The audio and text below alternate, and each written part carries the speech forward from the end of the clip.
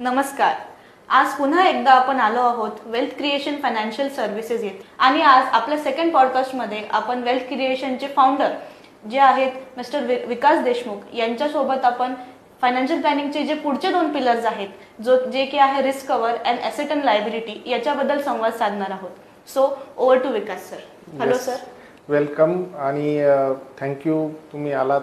आणि आपण 2 गोष्टींविषयी आज जाणून घेणार आहोत. त्यातला जो सेकंड पिलर आहे फायनान्शियल प्लॅनिंगचा तो आहे रिस्क कव्हर.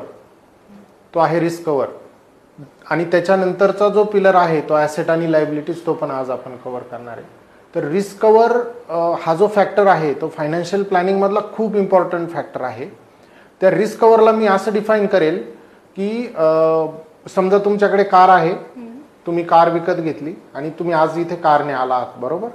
आणि आज जर कार घरी नाही गेली तर तिच्या IDVची जी व्हॅल्यू आहे तुमच्या बेसिक इन्शुरन्समध्ये जो IDV असतो ती व्हॅल्यू तुम्हाला भेटेल. पण जर व्यक्तीच घरी नाही गेला तर ह्या गोष्टीसाठी रिस्क कव्हर करणं खूप महत्त्वाचं आहे. आणि हे इतकं महत्त्वाचं आहे की loss of person, loss of income ह्या 2 गोष्टी तिथे कव्हर होतात.